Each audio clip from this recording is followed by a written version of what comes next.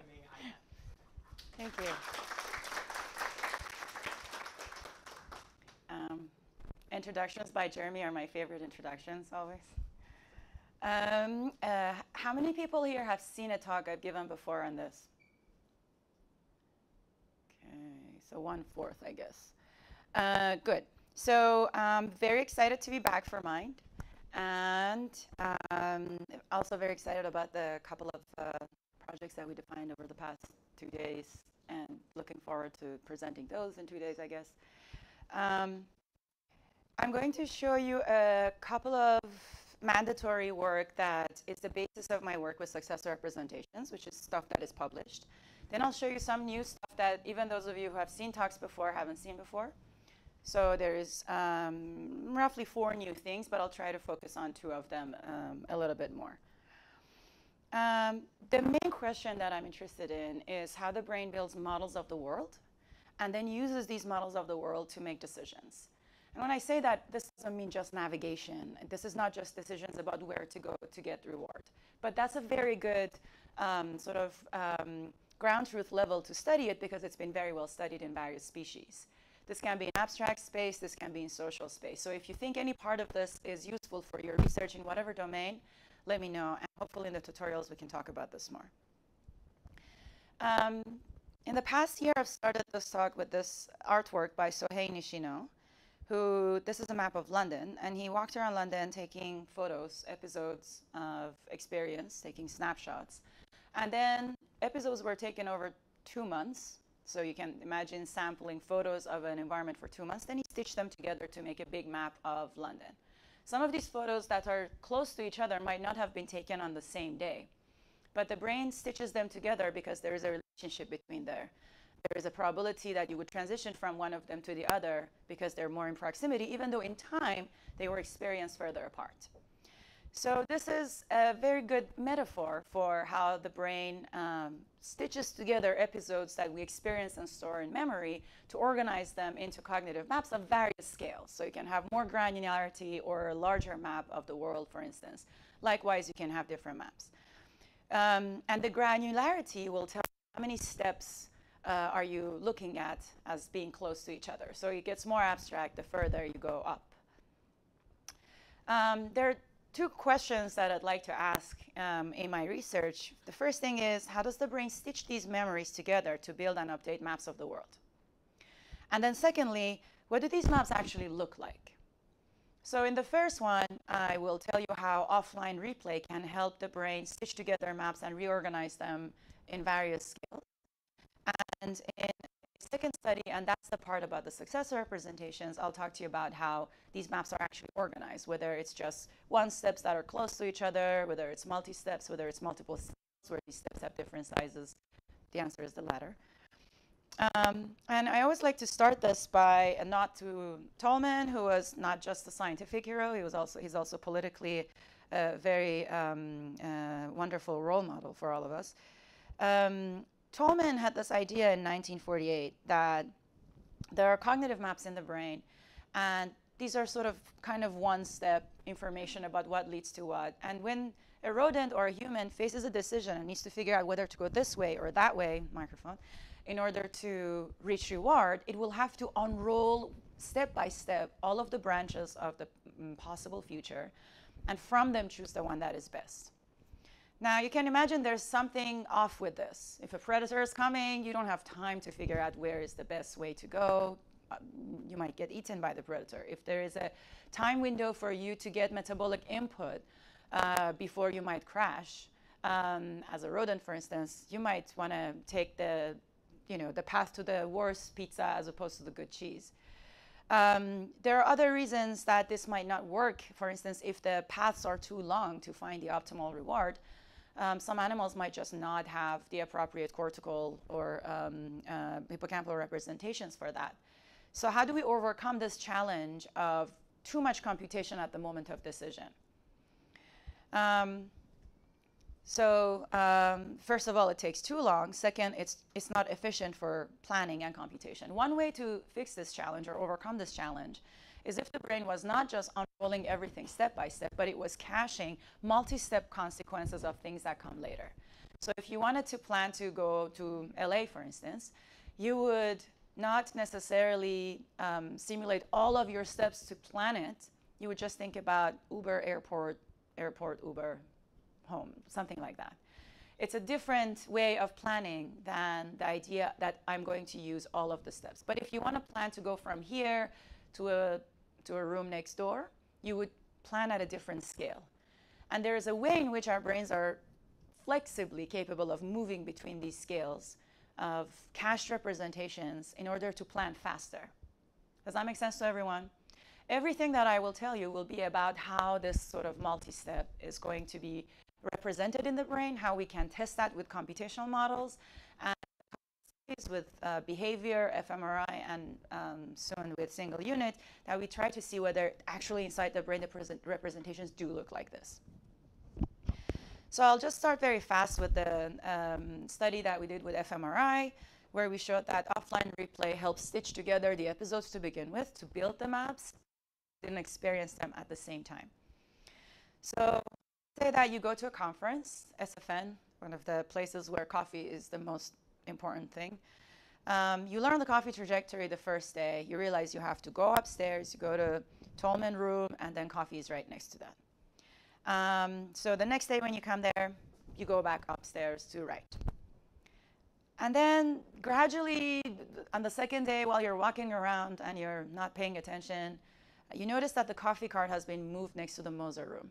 You never arrived at the building and go left and get rewarded with coffee.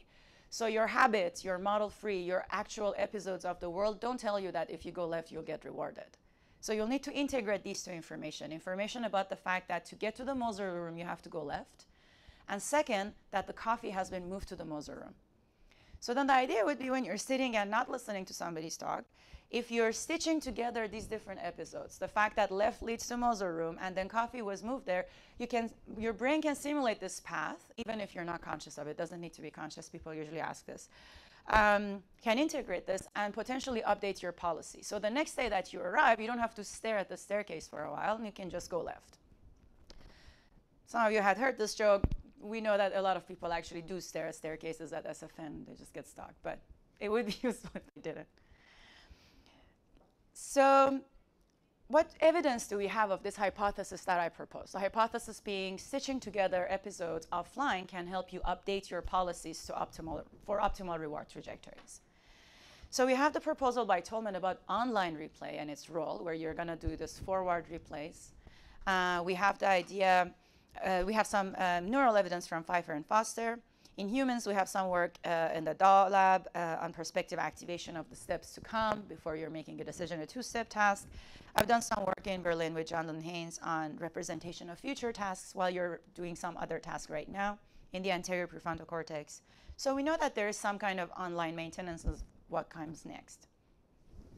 We also know that there is online integration at the moment of feedback. Shahami and Elliot Wimmer showed this nice study where they had people integrate at the moment that some reward arrived, people would integrate certain information about another stimulus that was associated with it. And you could find evidence of this online integration of later feedback with earlier stimuli in behavior.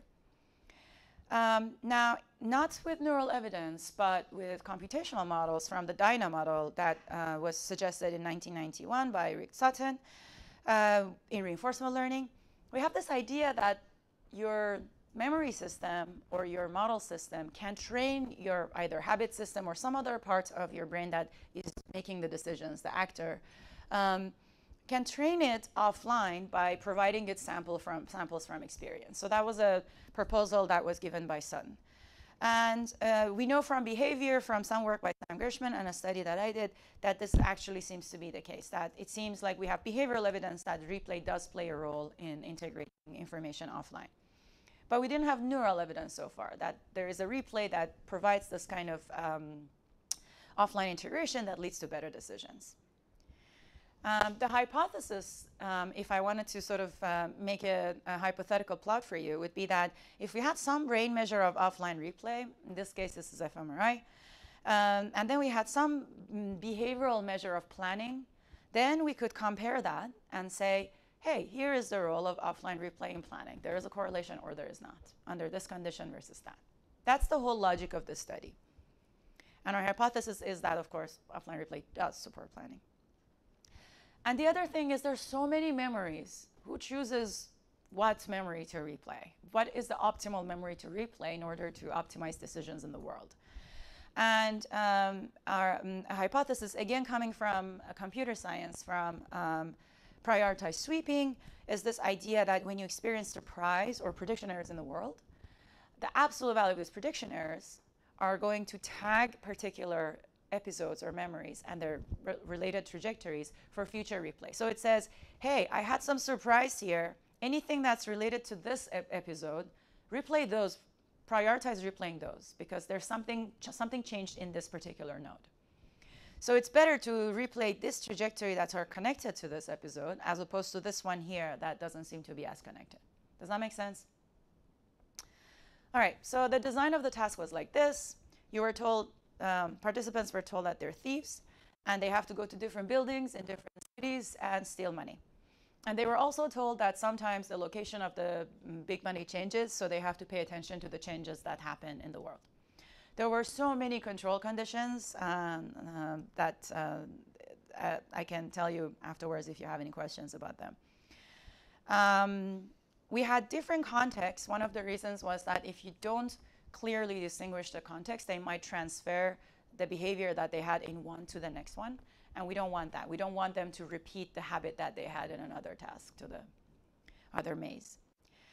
So at the beginning of the learning phase, in these experiments, they would learn these mazes the same way that the first day of SFN, you learn where to go to get coffee. And then they had a partial relearning, which is like stumbling upon that location and then figuring out coffee has been moved. But you never start from the starting phase in this relearning phase. And then we measure their offline rest activity during this period. This is not default mode, by the way, just to be clear. Rest, default mode, different things. This is measuring specifically during the rest period, decoding evidence for the category of that starting state that they haven't visited during this episode, okay, during this period. So it's important to distinguish the two. It's different from, for instance, the Schachter approach to predictive future. And then we have the test period where they're asked again, do you want to go left or right? And in this case, that's the behavioral measure of how much they're going to change their behavior. Now, we ask them 4 times, and we take the last 10 times that they chose left and right during their learning phase, so we have like a probabilistic measure as opposed to just one behavior. So we have an idea of how consistently they would still go right or they would choose left. Okay, so this is another way to show you that in more detail. So this is the maze, you learn this. Here, this is the optimal decision. This is the relearning phase. Note that you never see the starting state, and the starting state is always a different category than the other states. So everybody understands the logic of why we need 2 different categories for stage 1 and stage 2.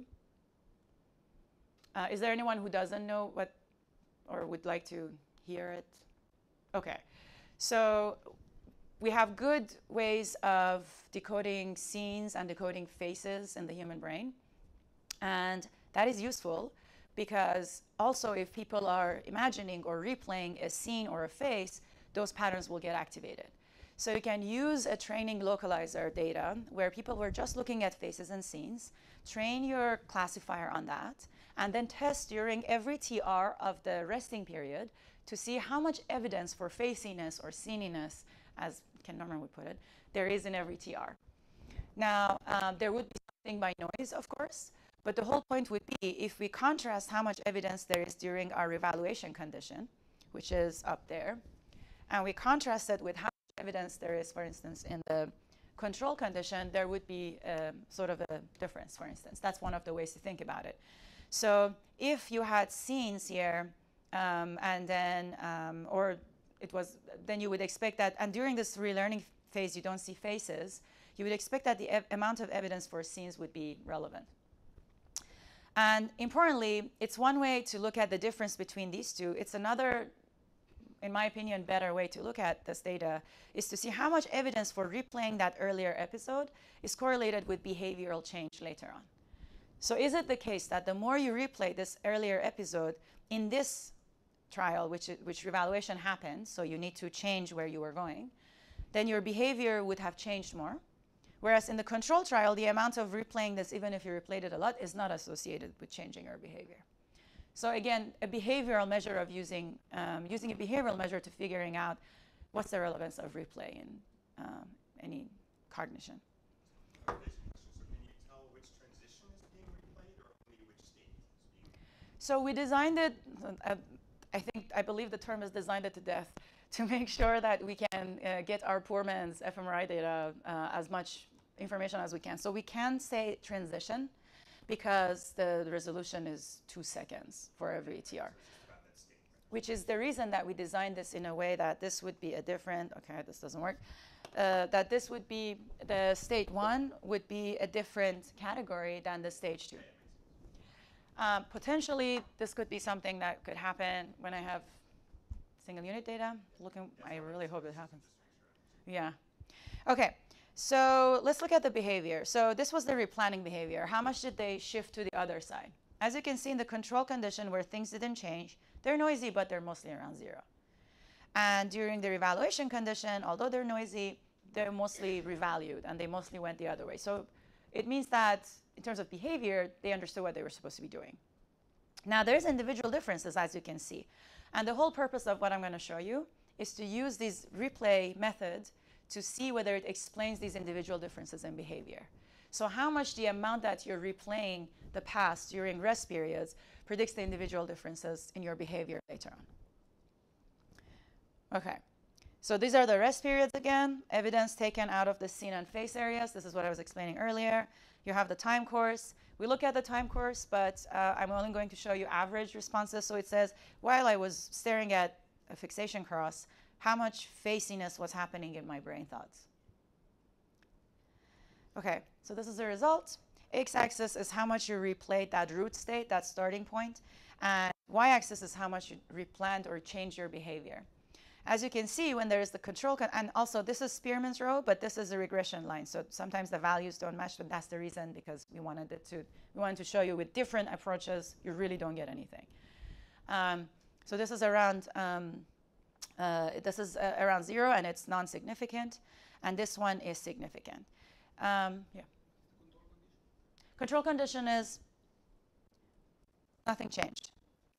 Same situation. We should be going to the same place. Now, can someone tell me what negative values for replanning behavior might mean?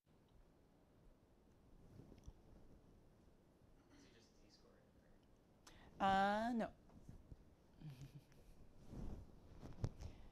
So what does positive value of a revaluation score mean? It means that if in the learning stage they were going left, now they're going to the other side. But if it was right now, so wherever they were going in the learning state that was optimal, they're going the other way. Now, what does negative values mean? Like you're more likely to choose the same thing. Exactly. I actually have a question on how you're measuring reevaluation. So is it scene activity or face activity or like the ratio? You mean the behavior or the? Is reevaluation? This is behavior. Switching? Yeah. So this is the number of times you chose left during phase 3, during test. Oh, these are conditions. Yeah. Does that make sense? Yes. Okay. Is everybody clear on this? Because the behavior is actually important. If you're not, raise your hand. I'll explain. Oh, wow. Okay. So let's say that in the training phase, you learned that going left is better. During the last 10 trials of the learning phase, you went left 7 times. Now, during the test phase, after you experience some changes in the world, in the revaluation condition, then you went left 2 times. Okay? So this is 0.7 minus 0.2. You had 0.5 revaluation, positive. Okay? Now, let's say that in the test phase, you went left 9 times. This is 0.7 minus 0.9 minus 0.2 revaluation, meaning not only did you not revaluate, you were insisting. So this is the replan versus insist axis that you see there. It's clear now to the people who wasn't clear before? Okay, cool. Everybody's nodding. So you're looking at the latest stage of that learning phase, but are there people in the,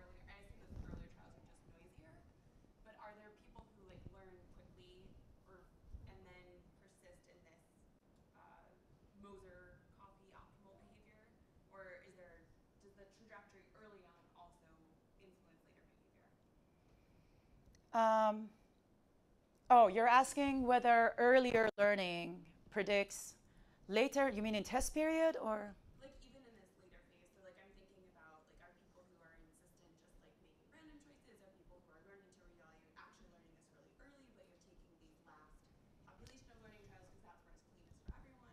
I see. So you're asking whether learning rate is correlated with revaluation scores. Yes. That's a good question. We didn't try to see whether learning rate is correlated with revaluation scores, but what I did try was to see whether just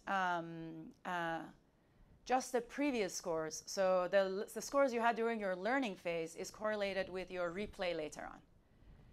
So in that case, the better you learned, the more likely you were to replay. So I'm guessing that via mediation, that means that and the reason for that is, given I told you the rest of it, the amount of surprise is higher. So the more I'm sure that left is good, when I see that all of a sudden the right option is giving me more reward, the more surprised I will be. And our hypothesis is that the more surprised you are, the more you will replay.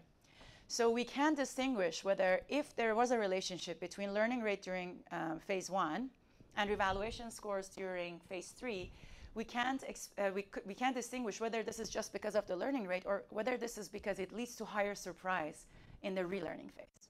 Does that make sense? And that's a good question because there's a relationship between how sure am I that this is, how well have I learned something, and how surprised I get when it gets violated. And you would think that I might insist more when I'm sure, but not necessarily, because the surprise is so much bigger that I might update it easier. As opposed to if I was informed about what exactly is going on and there was surprise, I'm like, man. In fact, we had different conditions where we added noise to reward. The more noisy the rewards are, of course, the slower you would be at learning. And the more noisy the rewards are, the more replay is important for your evaluation. Does that make sense? Because if everything was not noisy and everything was super clear, you learned fast and then you saw things change, you can update things online. You don't need that extra time. So some level of difficulty for integration in order for offline replay to matter. We can talk more about that. Yeah. Is everybody on board with what we were just talking about? Okay, cool. So, wait, okay. So replay is how much scene activity, like the top level activity. Mm-hmm. It's not always seen. So in some mazes it's seen, in some mazes it's faced. How do you explain this? What's the logic of why it matters whether you're playing the topmost thing versus the second thing down? So second thing down should be replayed because it's a sequence. However, it can't tell us much because they were just looking at it. So during the relearning phase, we were extremely careful about this. They do not ever see scenes here. They only see faces. So in both control condition and the evaluation condition, they're seeing faces anyway, so you expect to see face activity. How much are you activating something you haven't seen in a while? And is the amount that you're activating that correlated with how much surprised you are right now? And is that replay correlated with how much you reevaluate later on? Make sense? Cool. All right. So that's what I was saying. So our hypothesis was that the brain sensitivity to surprise during the learning phase, and this, of course, correlates with learning rate also, the brain sensitivity to surprise will drive replay later on. Does that make sense to everyone? So if during learning I measure the amount of surprise, just like vanilla delta, and then I see how much replay you had during rest, and then I saw how much you revalued later, I would find regions where sensitivity to surprise are relevant for replay and for revaluation. Okay? So I'm showing you, what I'm going to show you next is a conjunction between regions where sensitivity to surprise is correlated with replay, and with conjunction with regions that sensitivity to surprise is correlated with revaluation behavior. Does that make sense? So it's not just replay that it drives, but it drives the kind of replay that leads to revaluation. And we find basal ganglia and anterior cingulate and mid-cingulate. And for those of you who are familiar with prediction errors, etc., these are friends of the prediction error domain. Particularly because basal ganglia, for instance, receives a lot of inputs from VTA and substantia nigra dopamine. So the idea is that whenever you experience prediction error, you get something up there. And then ACC and mid-singlet are associated with more unsigned prediction errors, or surprise, or conflict, various things. People fight about what the right word is to use for singlet. Regardless, absolute prediction error does give us a good estimate of what's happening there. The other thing is there hippocampal activation during these rest periods of revaluation runs compared to the non-revaluation runs? And the answer is yes. So I just did a vanilla GLM, univariate analysis. Remember, we used to do that in the 90s. I wasn't working in the 90s. But the rest during revaluation and the rest during control, if you compare them, you see that there is, this is not downtown VMPFC, this is more like ACC. So, but if you sort of relax the threshold, downtown VMPFC is there. So, and then this one is mid-singlet, and then you have posterior campus. And these are the regions that when you really check for your use sort of a conservative threshold, you're still different in the rest periods of the revaluation runs compared to the rest periods of the control runs. And these are moments where people are not doing anything. They're just staring at a fixation cross. So it's interesting that there's contrast between the two. All right, so put it together. Offline replay supports planning. And I showed you that surprise during learning, as estimated by the striatum and singlet, influences how much you seems to be later on, how much you evaluate later on. And a replay of the past is correlated with how much you revalue, showing offline replay has a role in planning. The other day when I was talking about using behavioral measures in order to understand the actual functional role of replay, okay, so now we get to the meat of the talk, which is what are the structures of the representation when we are learning these mazes? When we're learning, what are our computational models about the sort of versus planning behavior? So on the left, you have the behavior of what is called traditional reinforcement learning and model-based learner. Model-based learner has this one-step map of the world. It unfolds them one by one at the moment of decision and figures out what to do, which is why if it has enough time, it can do all of it. But if you look at it, it looks stressed, the emoji. And the reason for that is that it has to do a lot of computation before it can make its accurate decision. Then there is model-free planner, or non-planner learner, who, as you can see, doesn't care much. That's the reason I put these faces on the emojis. Because it only says, oh, I was right and I got rewarded, so I'm going to go right. So it's very much based on direct experience. So if you imagine yourself being a model-based agent, you would revalue and go left upon seeing that the coffee has been moved to the muster room. But if you're a model-free learner, you never directly went left and get rewarded. So you have formed no direct experience. You can not revalue. Therefore, you're still going to go to the muster room. Does that make sense, that distinction? Is there anyone who doesn't get this, so I can raise your hand? Okay. I can't raise your hand. Storing and unrolling one-step transitions was the way that Tolman thought cognitive maps work. But we talked a little earlier that there's another way, which is pre-computing and multi-step dependencies. This is like going to LA. This money is LA, let's say. And then you cannot, if you do this, this is a million steps. You're never going to get there. You're probably going to stay in one corner. But if you use sub-goals and you jump through steps that are multi-steps away, you can plan it pretty fast. So we talked about the model-based learner and the model-free learner. What is that intermediate state where you have cache multi-step dependencies? So it's a kind of a flexible form of habit. That's the successor representation. Now, the name is uncomfortable for some people. You can think about this as predictive representations, or predictions about where you're going to end up. Basically, what the successor representation says is, given where I am, where am I going to end up and how often? So if you're Jeremy, you expect to end up at Luke's office very often. But you don't expect to end up at Ida's office very often because you need to take a bus and it's far. So it means that the successor representation value of, if Jeremy was node, you have to be node I, I'm sorry, this is I and J, the initials are messed up. But if Jeremy was node I and Luke was node J, the ijth row, the ijth element of the successor representation would be higher than if I was node J. I should just use our initials.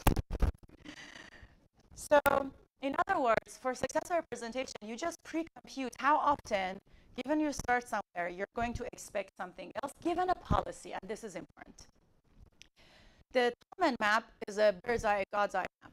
So it's just like this is the map of the world.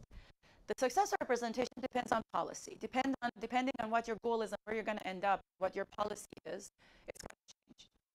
So, for instance, if you need, it's a different kind of predictive map. And if you need to go to New York, it might be a different kind of predictive map. But you can use the same predictive map via replay in order to reconstruct them, because then you would replay the policy that is necessary. Now, I'll explain this later. It's probably not super clear. What you need to know is, let's say this is an agent. It goes from one state to another. This is the literal design of the next experiment I'm going to show you. This is the transition matrix. You have columns and rows that have a probability of transitioning in one step, a la Tolman, from one location to another. Okay? So you have a probability of 1 of ending up in 3 if you start in 1. You have a probability of 1 if you start in 2 to end up in 5. But as you can see, the matrix does not tell you anything about the relationship between node 1 and node 5. Is that clear to everyone? Okay. Now, the successor representation, what it does, it says, you know what, I'm going to see what's in 2 steps. I'm going to discount it a little bit because it's a little further and it's going to your eyes. So I'm going to discount it a little, which is this value of gamma.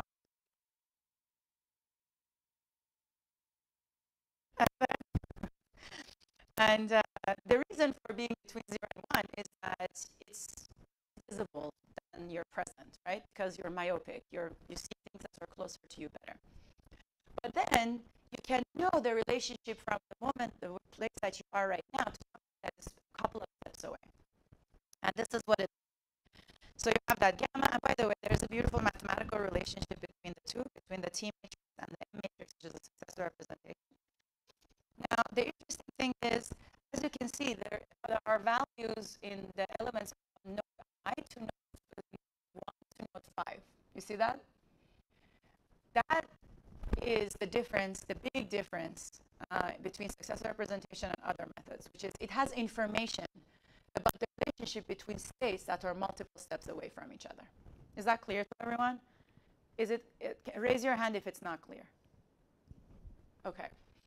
So, Claire, tell me what does the 0 in 1 to 5 mean in the matrix on the left?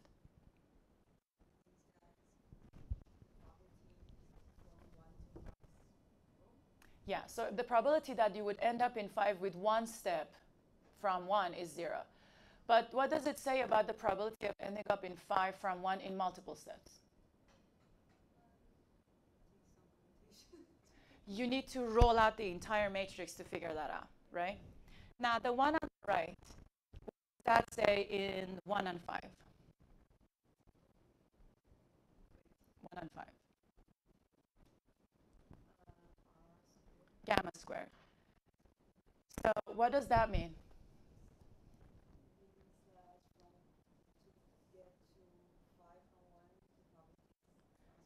So that's not probability, that's expected future visitation. So you expect to get there on average gamma squared times, okay? But what does it say about the relationship between 6?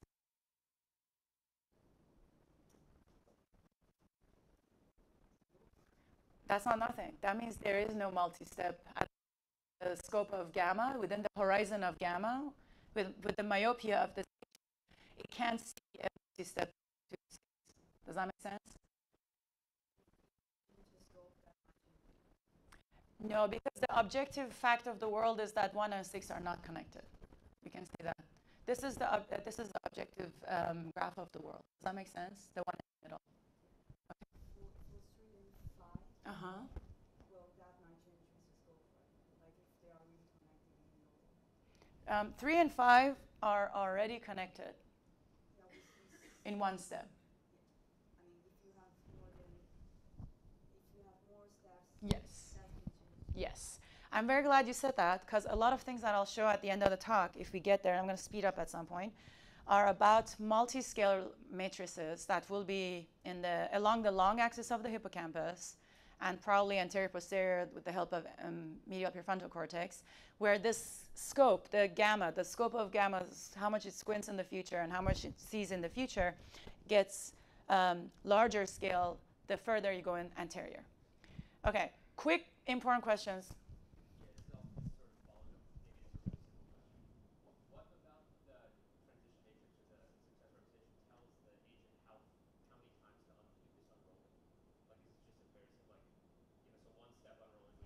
I see. So the order or distance information.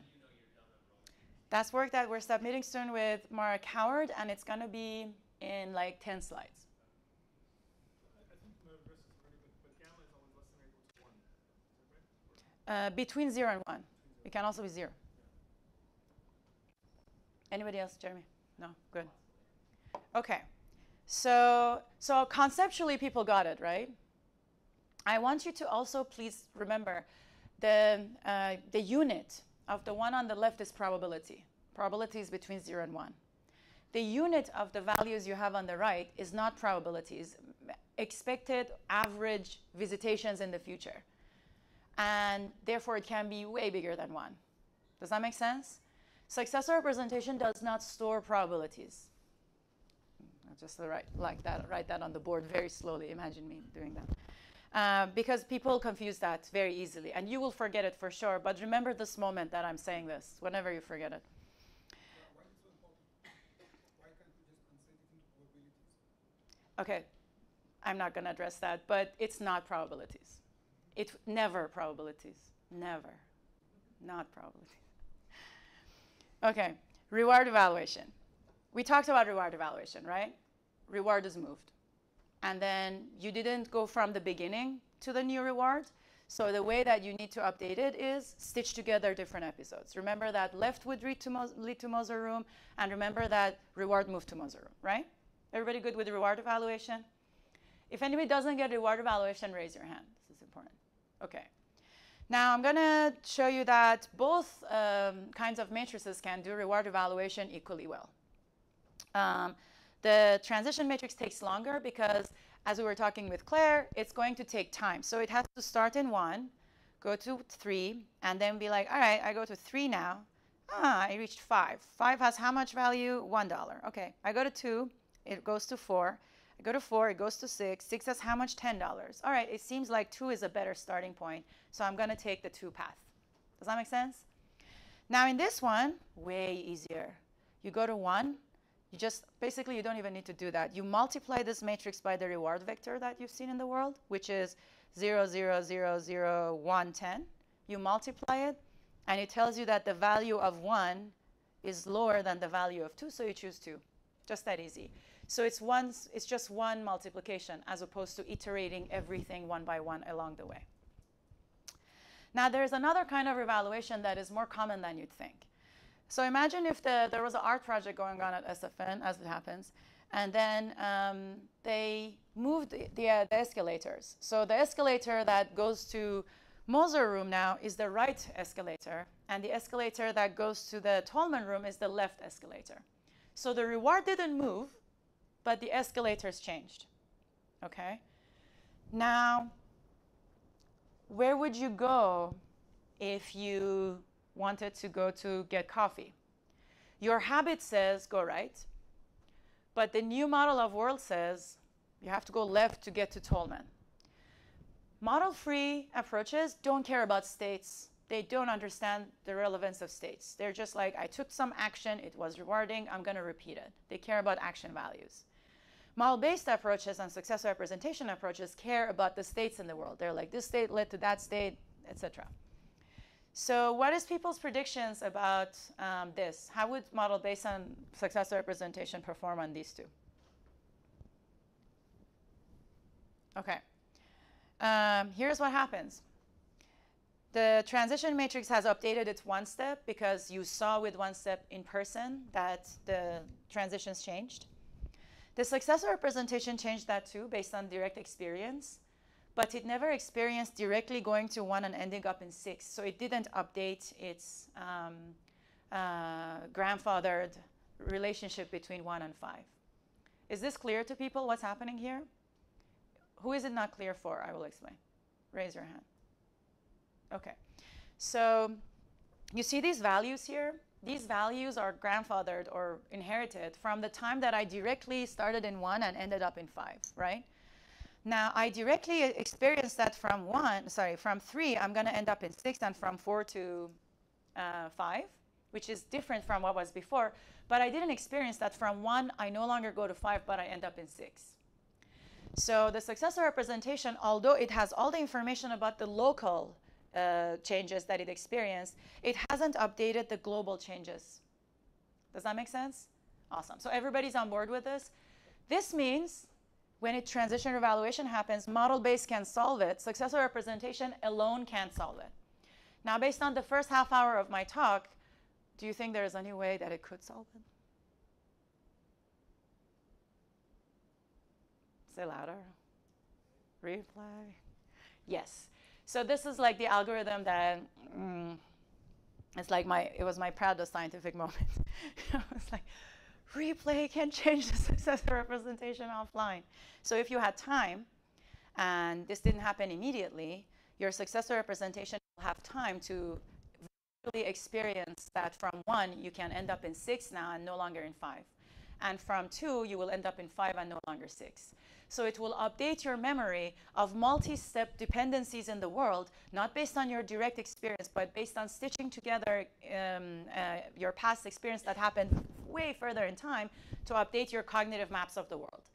Now, this sort of should maybe hopefully remind you of that photograph by Sohei Nishino, where sometimes photos that were close to each other were taken way further apart in time, but he brought them together because they were supposed to be close, right?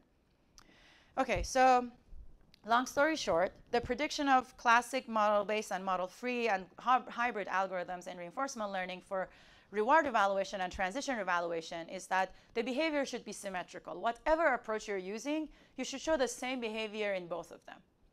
The prediction from anything that has the successor representation is that you should have asymmetric behavior. So if it's just the successor representation with no replay, there should be you can't do one and you can do the other one. If there is some noise in your replay, or you're reminded of this place you have to go on Thursday and things like that, then you will have asymmetric performance, because it should be easier for your brain to do the reward evaluation by just matrix multiplication. But it needs to do this extra step of replaying things in order to be able to update for transition evaluation. Did what I say make sense to everyone?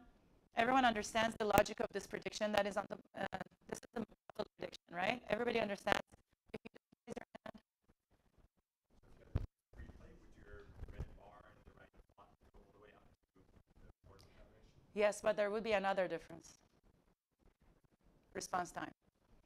You will need that time. So, this is human behavior, long story short. This is reward evaluation. This is when coffee was moved. This is transition evaluation. This is where escalators were moved. Okay? And this is control, and it's important to have control because people could just randomly forget what was going on later. The control is extremely important because it shows us people knew what they were doing. They were not just randomly changing, forgetting. So they were remembering what was good. Their habit system works. And in these cases, they're better significantly at reward evaluation and transition. Now, as I was mentioning this, is that reflected in reaction times as well? On the right, you can, or is this just speed accuracy trade-off? Like I'm just like being more sloppy with doing the transition evaluation. So it's not speed accuracy trade-off. As you can see here, people take longer, if anything, for reaction times of the transition evaluation, meaning they needed more computation to do even a worse job than they were doing for the reward evaluation. And in this paradigm, they didn't have offline replay periods like we had in the other.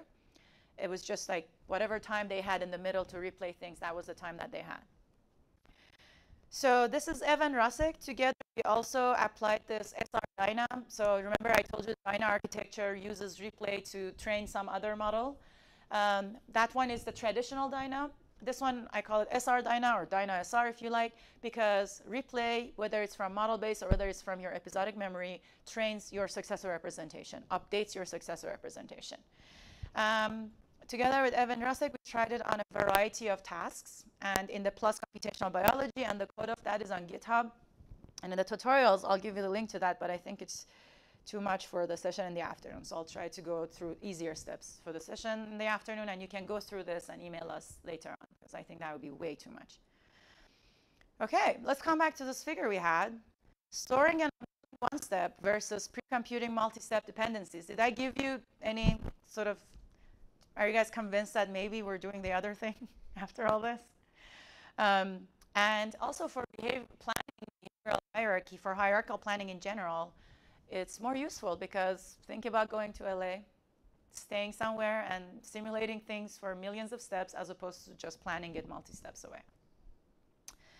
So SR Dyna updates maps, these predictive maps of the world via these kinds of transitions. Now, one question is, what if we looked at the brain? Does that mean that given the predictions that we had, if what is being represented in the brain looks more like the prediction from the grandfathered prediction from our successor representation, as opposed to the updated sort of prediction from model-based, that predict behavior. So we did that again with Evan Rusick from our team, and nobody has seen this actually, other than maybe people who were at Columbia 2 months ago. fMRI evidence for the role of successor representation. So we made the same kind of paradigm. And the difference was that the end state that you would end up in, whether it's 5 or 6, was either a face or scene. So in the first study that I showed you, the first state was either a face or scene. In this study, we designed it such that the end state is either a face or scene. Okay? So when you're at this moment of deciding whether you prefer 1 or 2, or how much you prefer 1 and how much you prefer 2, we would look at your brain and see, what are you replaying? Are you imagining a face at the end of 1, or are you imagining a scene at the end of 1? And is that consistent with the updated model of the world, or is that your grandfathered model of the world? If you don't understand the logic of this, raise your hand. Everybody understood this? Really? Sure? Last chance to raise your hand. OK. So we look at FFA and PPA. Oh, 5 minutes. I thought you had it written. So this is what happens. So the more your fMRI evidence looks like the prediction of the successor representation, the worse your behavior is. So the more you're going to be, yes. Yeah. The more you have SR, the more errors you have. Left is error, and up is successor representation. So if you are, this is error, this is correct. The more model-based you are, the more correct you are. The more SR you are, the more you are in the transition evaluation. Does that make sense? This is what we would predict. The more successor representation like you are, which you didn't get the chance to replay, it means that you've grandfathered the relationships from the past that are no longer the case. So Evan is defending soon, so hopefully we'll have a bioarchive thing in a couple of months. Another thing that I'm doing, and I'm going to show you just a little bit of it, is that we have designed now a virtual reality version of this maze for patients who have epilepsy, and they're surgical patients, so they have electrodes inside their head. So we can use single unit recordings along the long axis of the hippocampus and in medial prefrontal cortex to see whether these representations I was telling you with kind of a poor man's signal, which is the fMRI, whether at the single neuron levels, we can also find these kinds of relationships of those kinds of matrices at the single neuron level. And here's what it looks like. We're using Mike Hana's resources at Penn for, as you can see here.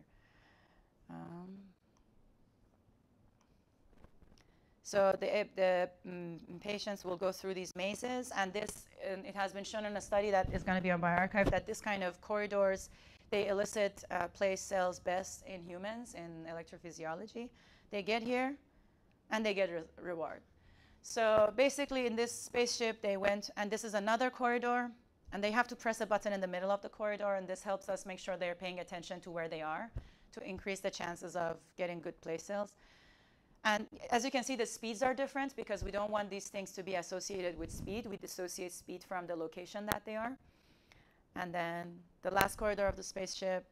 I also designed synthesizer music for these things. But I'm not playing for you, but come ask me. I love the music. So it goes on, and you get trained in different corridors. And at the end of it, it asks you, ask me. At the end of it, it says, which room do you prefer? So it's very similar to the paradigm that I showed you. The only difference being that it's with, instead of having different categories, we have corridors that would elicit place sales so that we can actually see how they're remapped to each other, what's their relationship. And when you're making this decision at this point, where are you, what are you, what are the trajectories that you're replaying, okay? All right, so I hope that I convinced you that we updated a couple of things since Tolman, which is the brain doesn't necessarily need to only use single-step maps of the world. It can use multi-step maps. I told you that we think that, or we propose at least, that along the long axis of the hippocampus, you get larger gammas the further anterior you go, which means a lot of matrices are stored there simultaneously, or they are updated via offline replay when you're sleeping. More matrices are formed. So at the moment of decision, you can either choose adaptively which granularity you want to use, or you can combine them. And I come back to Eshin's question to estimate distance from goal. One caveat of the successor representation is it loses information about order. You don't know. I mean, in the probability that I showed you that was 1, you have information about order because things get smaller exponentially. But in reality, transition matrices are not always 1. They have different transition probabilities. So what we did was that, so remember this. Imagine a lot of matrices along the long axis of the hippocampus. For each of them, you have different planning horizons. As you can see below, the planning horizon on the x-axis depends on the discount scale that you're using. So the larger the gamma is, the longer planning horizon is cached in the brain. And what we do is that if you had, for instance, along the long axis of the hippocampus, multiple matrices with different gammas, you get the derivative of the ijth element in all of the matrices, and you can get these kinds of distance to goal cells. Now, we do a bunch of hours and hours of conversation with Mark Howard to make sure that the notation between RL and Laplace transform look the same. The beautiful thing is that the ensemble of matrices of successor representations with different gammas is equivalent to the Laplace transform of future trajectories. So with one SR, with one gamma, you can't tell about order, you can't tell about distance, you can't reproduce the sequence. With a bunch of successor representations with different gammas, you get the derivative, you can reproduce order and the sequence, and you can estimate something which we call estimated future. So you can estimate future with that. And this is what it would look like. For instance, these are the gammas for the successor representation. It's like it says, you get activation of the goal state, which is right here, 100 steps into the future, at earlier states, which each of them are 20 steps apart. So for instance, with larger gammas, you get activation of the goal state earlier on. Now, you do this kind of derivative or inverse. What you get is that you get these ones, which is at a particular distance to goal, you get these firings, right? So what this predicted for us was this kind of like distance to goal kind of firings. And this is what it would look like. You get the inverse of the SR ensemble, and you get something like this, that you get distance to goal firing. And this was in 2016. We were like, but we haven't seen something like this. How do we test this? And we were scratching our heads. In 2017, a BAT paper came out, vectorial representation of spatial goals in the hippocampus of bats. It was in Science. And what they showed were these things. As you can see, next to each other, it looks very similar to these distance to goals. They showed that when they put the location of reward somewhere and the bat was flying to it, there were these neurons in the hippocampus that were firing. And also when the reward was hidden, the bat was flying to some reward that it wasn't seeing, but it was from memory, they were still firing in distance to goal. This was also shown then in the tank lab in the rodent. And some unpublished data in the Jacobs lab shows similar effects. So I told you that these scales could be reorganizing during offline replay, including sleep, and they can be adaptive to the demands of the environment. So one other direction that I usually have in my sort of slides, but I haven't done it and I hope to do it soon, is that environment shrinks the planning horizon. Representations of long, because it's just not rational. You will grandfather a lot of things when you should be flexible. So when you have more volatility, you need more flexibility. So you should cache less. You should cache not long planning horizon. So that's the stability volatility idea. All right. So just to put it together, we think that somewhere between the medial prefrontal cortex, entorhinal cortex, and the hippocampus, successor representations are learned and updated. And in the long run, they're stored in the lateral temporoparietal regions, semanticized. So the successor representation of your childhood school, the primary school you went to, it's somewhere in your head. If you go there, you're not going to get lost and start completely wandering. You would immediately know where to go, basically, which is surprising when it happened to me. I was like, I can remember everything as if I've never been gone. But it wasn't active in my MPFC and my hippocampus this whole time. It was somewhere semanticized and it was now taken out. So it would be interesting in the future to look at the semanticization and the role of consolidation and sleep on how these sort of matrices change. One last thing, very quick. This will take 2 minutes. Sam Zorowitz, very smart, now he's going to be second-year grad student at Princeton Neuroscience Institute. Together, we did this computational psychiatry project that I basically proposed at the end of my talks, if you remember, even last year here. And then he came to me afterwards and he said, I want to work on this, and he did a great job. Which is, so I told you about prioritizing replay of events that had surprise, which is a prediction error, whether positive or negative. Now, what if you ruminated on replaying trajectories that were associated with negative surprise? Some of you know a thing or two about this. So only replaying things that are negative, that were surprisingly negative. Can that change your cognitive maps? Would your representations of the world get skewed towards only representing bad stuff? And if you do that to a poor model, would that poor model behave like a depressed person or even potentially commit suicide? The answer is yes. So I'm going to show you a, what is it? Some kind of alert for something alert, not spoiler, the thing that is for trauma. Trigger warning. There's going to be suicidal RL agents here. So let me show you just freezing. This is a two-step maze. There's in the black zone. There's huge rewards here in the left green zone. There's mediocre rewards here in this right arm. Okay? This is the starting point, the blue state. The optimal behavior is you should just learn that you go left and you get the big money. That's the optimal behavior. Okay? So you start here. You should expect to go this way and get the big money, perfectly avoiding mediocre rewards or the shock zone. Is that clear to everyone? Okay. Now, what happens if we do a little bit of bias replay, but negatively biased replay? So first, you start to go there. If there's a small bias, you're fine. But then, if you increase the bias, you avoid the arm that has negative stuff completely and just go right to the mediocre reward. Although it was completely safe to take the big reward. There was no problem in taking the big reward, right? Now, what happens if we increase this? Does everyone understand what this means? It's not even going to any of the arms.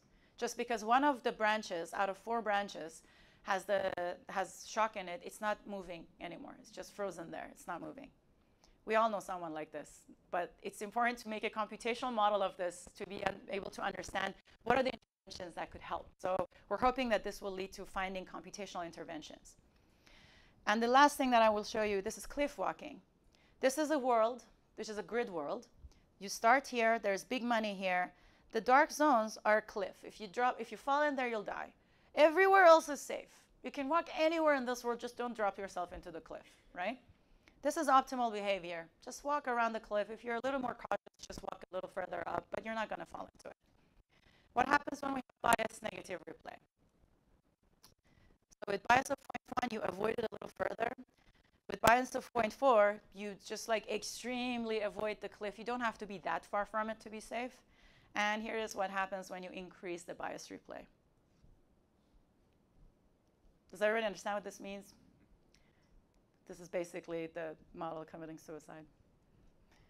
I'm very, we were touched with this, to be honest, to have a suicidal model. Yeah, so basically it would be interesting to see if one can monitor a patient over time with some performance on certain tasks to see whether you can figure out at which point they might be at a critical point where the algorithms are just being too biased. This can be done by sampling with a mobile app or something, the content of their replay. This can be giving them some decision tasks every now and then talking to them about these algorithms, honestly, could really help at some point. So to summarize, offline replay can help piece together memories to build or update cognitive maps. Multi-scale and multi-step predictive maps represent representation, support planning. These multi-scale ensembles support task maps, and also they can do distance to reward. And bias replay can resculpt and rescale cognitive maps, and it can simulate psychiatric disorders. So thank you, and ask me questions, and we're going to have some tutorials in the afternoon. Hopefully this was helpful.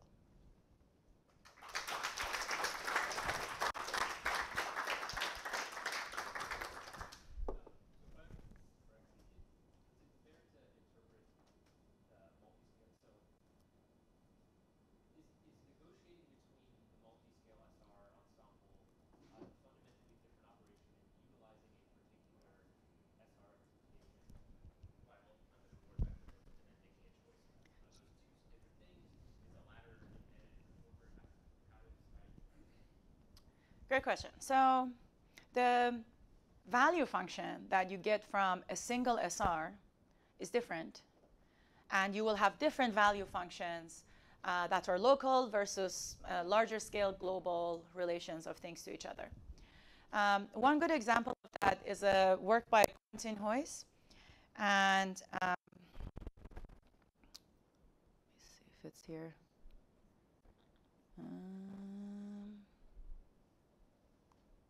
So there are mazes like this, where you see here there's minus 120, and this one is minus 20. So it's clear that you should go here. But if you look at the bottom here, you have plus 140 here, and the best arm that you take here will lead you to minus 20. This one will lead you to 0. So depending on the scope, your value function is different. The decision you're going to make is different too, first of all. Secondly, the multi-scale successor representation that I showed you is something different. And I get the derivative or inverse of the ensemble. What I'm getting is not the value function. It's the order of the constructing the future. So it's doing something completely different. So one successor representation can give you a value function, can help you with some kind of planning. But now how do we know what comes first and what steps should you be doing? For that one, the ensemble can help you reconstruct a whole trajectory, which is important for multiple reasons. If somebody wanted to make the claim that we don't need model-based, and SR can be the sort of canonical matrix that can be used for showing a lot of different kinds of effects we see in the hippocampus and in planning, this would be important to show that it's possible to reconstruct sequences from SR. From one SR, you can't. From multiple SRs, you can. So there are some things you can do with multiple SRs that you can't do with one. And there are decisions like the branching, the Quentin Hoyce, that different SRs with different gammas will come up with different solutions there. Does that make sense?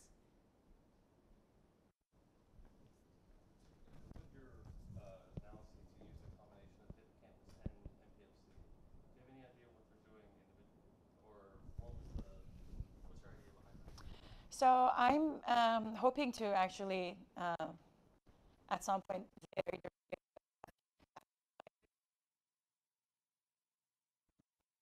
and the longest there, anterior axis there, and then there is the work with hippocampus. I think that hippocampus helps with learning things faster. So when you're early on in learning, I don't think MPFC is doing as fast learning as doing in learning sequences. But later on, and especially if for the learning you need longer scale information, MPFC can provide the context information. So I think that if you lose your MPFC, the integration will become harder, if not completely disrupted. However, if you lose your hippocampus, your learning would be slowed down a lot. So I think that would be the best way I can answer you. What if you lose them, or what if they get damaged, or what if I temporarily deactivate them? Algorithmically, I think that hippocampus might be the place where, because of the properties of the neurons, sort of relationships and associations between things are learned in that way. And I think MPFC is a little bit more multi-purpose and promiscuous. It can just adapt to whatever demand other areas have, and SR, or successor representation, is not sort of the only principle that runs it, that governs it. So those are some of the differences that I can tell you. Another thing that I really hope to work on computationally, and hopefully in other ways, is that I think we can think of something which is abstracted notion of cognitive maps, which is not the cognitive map of one place, but it's a schema. For instance, think about a kitchen. You don't have a specific idea of a kitchen. Maybe you have your mom's kitchen or your mom's kitchen, but you have an idea of a kitchen. And when you go somewhere and I tell you this is a kitchen, there are things you look for, that it doesn't matter how it's arranged. You expect there to be a stove, you expect there to be a fridge, some dishes, some washing station. And I think that those things might be more medial prefrontal mediated. That level of abstraction, where it takes individual cognitive maps that I learned and I generalize over, turns them into a schema that can be convolved with whatever new thing I have. So I'd like to call them at some point, if I manage to do the model, like convolutional cognitive maps, which is different from an individual cognitive map. Did you get at that like narrative fiction? Say again. Did you get at that with like narrative fiction? Like when I'm reading a book, like that, I've never read a book before, say kitchen, the character goes to the kitchen. I'm not thinking of my kitchen as a child. I'm thinking of some kitchen I've generated. I think that's a great idea. So Chris Baldessano at Princeton did the study where he showed different movies where restaurant were happening and airport were happening in 4 different kind of movies, and then looked at the place where that would be common in the activation of them, and that was the MPFC also. But I love the idea of narrative fiction, to be honest with you. In general, I love the idea of narrative fiction. But I think the nice thing there is also that because you don't see things like you see in movies, you have to start constructing it in your head. So you say, I don't know, the android enters the kitchen. Why is it an android? Always an android. The android enters the kitchen, and then you gradually say, to its left, there's this blue 50s fridge that somebody left in the spaceship. And then, wow, we're in a spaceship. So you open that. You gradually start building the sort of the story based on the little things that I'm revealing to you, right? And every time there's maybe a prediction error because your general schema is not that an android is in the kitchen, or that the kitchen is in a spaceship, or that there's a 50s blue fridge in this spaceship. But like gradually you get the details, right? So it would be very interesting to design a study where you start from this general and slowly unravel and then see how the representations in people get granularity. That would be really awesome too. It would be a dream project.